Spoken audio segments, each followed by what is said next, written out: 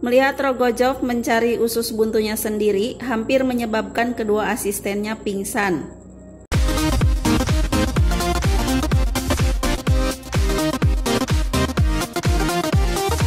Dr. Leonid Rogozov berhasil melakukan operasi bedah untuk mengeluarkan usus buntunya sendiri di stasiun Soviet di Antartika. Ia kemudian menjadi pahlawan nasional. Rogozov bahkan disandingkan dengan Gagarin yang melakukan penerbangan terkenalnya pada saat yang hampir bersamaan.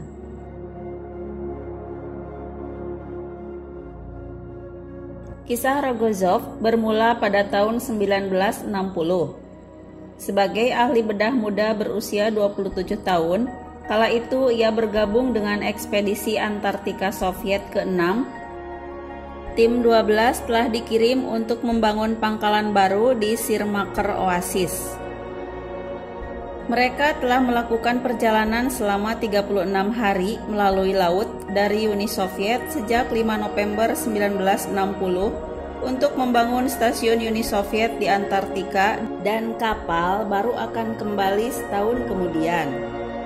Tahun berikutnya, ia mulai bekerja sebagai dokter di stasiun Novolazarevskaya yang baru didirikan. Pada tanggal 29 April 1961, ketika musim dingin kutub bergulir, Rogozov jatuh sakit, lemas, mual, suhu badan tinggi, dan rasa sakit di bagian bawah kanan.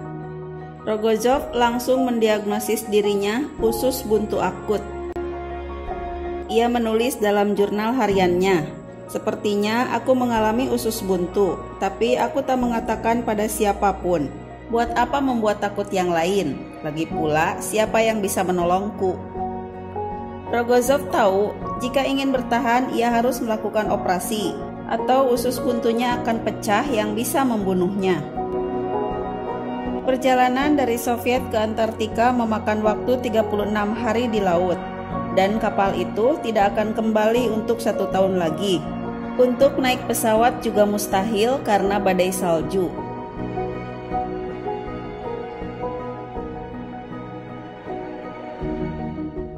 Komplikasi dalam bentuk radang selaput perut dapat membunuh Rogozov sehingga ia harus bertindak cepat. Masalahnya adalah ia merupakan satu-satunya dokter di tim itu.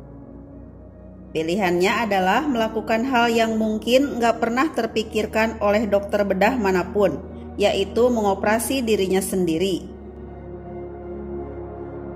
Operasi yang dilakukannya itu menjadi operasi pertama yang dilakukan sendiri di luar rumah sakit tanpa tenaga medis. "Ini saatnya aku harus mengoperasi diriku.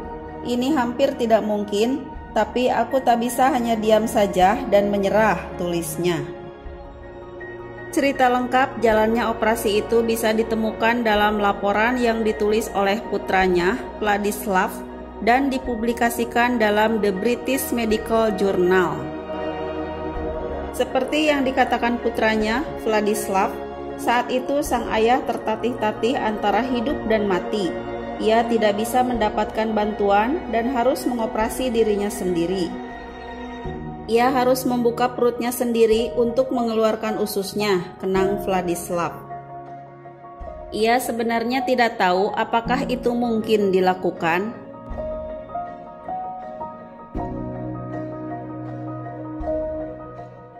Pada tanggal 30 April 1961 operasi dimulai. Rogozov dibantu oleh ahli meteorologi Alexander Artemiev yang membantu dengan peralatan medis, dan insinyur mekanik Zinovy Teplinsky yang memegang cermin dan lampu. Rogozov menyusun rencana terperinci untuk melakukan operasi dan menugaskan rekan-rekannya dengan tugas tertentu. 2 asisten utama untuk menyerahkan peralatan, menempatkan lampu, dan memegang cermin. Dia berencana menggunakan cermin untuk melihat apa yang dia lakukan. Direktur stasiun juga berada di ruangan itu, kalau-kalau salah satu dari mereka pingsan. Dia sangat sistematis. Dia bahkan menginstruksikan mereka apa yang harus dilakukan jika dia kehilangan kesadaran. Bagaimana menyuntiknya dengan adrenalin dan melakukan ventilasi buatan, kata Vladislav. Rogozov berada dalam posisi setengah berbaring di sisi kiri. Setelah menyuntikkan anestesi dengan Novocaine, ia membuat sayatan 12 cm di daerah tulang pinggul kanan. Dengan cermin dan bantuan orang, ia mulai mencari usus buntunya. Rogozov berniat menggunakan cermin untuk membantunya beroperasi, tetapi ia mendapati pandangannya menjadi terbalik sehingga ia akhirnya bekerja dengan meraba tanpa sarung tangan. Melihat Rogozov mencari usus buntunya sendiri hampir menyebabkan kedua asistennya pingsan. Kepala stasiun Vladislav Gerbovich yang juga menghadiri operasi mengenang bahwa kedua asisten itu sangat pucat, namun berusaha keras agar tetap tenang. 30-40 menit setelah operasi dimulai, Rogozov merasa sangat lemah dan pusing, memaksanya untuk istirahat selama 5-10 detik setiap 5 menit. Akhirnya ditemukan usus terkutuk. Dengan takut saya melihat noda gelap di bagian intinya. Itu artinya, telat 1 hari usus buntuku akan pecah dan aku tidak akan selamat. Hatiku tegang dan terasa melambat, tanganku terasa seperti karet. Aku pikir itu akan berakhir dengan buruk dan semua yang tersisa adalah mengeluarkan usus buntu, kenangnya. Operasinya memakan waktu 1 jam 45 menit dan berakhir dengan sukses. Dalam 5 hari, suhu tubuhnya kembali normal dan 2 hari kemudian jahitan dilepas. 2 minggu kemudian, ia sudah bisa beraktivitas dengan normal. Itu adalah pencapaian yang mengejutkan.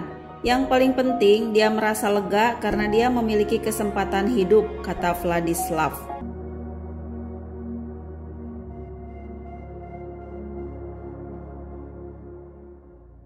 Lebih dari setahun setelah sampai di Antartika, tim ini kembali ke kota Leningrad. Rogozov kembali ke rumah, ia disambut bak selebriti dan pahlawan nasional sejati. Ia menjadi populer tidak hanya di Uni Soviet, tetapi juga di luar negeri. Rogozov diceritakan sebagai pahlawan di artikel, buku, film, dan lagu. Ratusan orang dari seluruh Uni Soviet dan negara-negara lain menuliskannya. Atas keberaniannya, ia diberikan salah satu penghargaan Soviet tertinggi, The Order of the Red Banner of Labor, dan diberikan sebuah flat di Leningrad. Untuk beberapa saat, Rogozov bahkan disandingkan dengan manusia pertama di luar angkasa, Yuri Gagarin, yang memulai penerbangan legendarisnya hanya 18 hari sebelum operasi. Rogozov bukan orang pertama yang mengeluarkan usus buntunya sendiri, tetapi di Uni Soviet ia dianggap sebagai perintis. Bagaimanapun juga, situasi saat ia melakukan operasi sangat suram. Ada kesamaan yang kuat karena mereka berdua, Gagarin dan Rogozov, berusia sama 27 tahun. Mereka berasal dari kelas pekerja, dan mereka berdua mencapai sesuatu yang belum pernah dicapai dalam sejarah manusia sebelumnya. Mereka adalah contoh pahlawan nasional yang ideal, kata Vladislav. Rogozov kembali bekerja di kliniknya dan sampai akhir hayatnya ia bekerja di Departemen Bedah di First Leningrad Medical Institute. Ia juga tak membanggakan apa yang sudah ia lakukan di Antartika. Ketika ia ditanyakan mengenai peristiwa itu, ia hanya menjawab, "Itu operasi biasa yang sama seperti yang lain."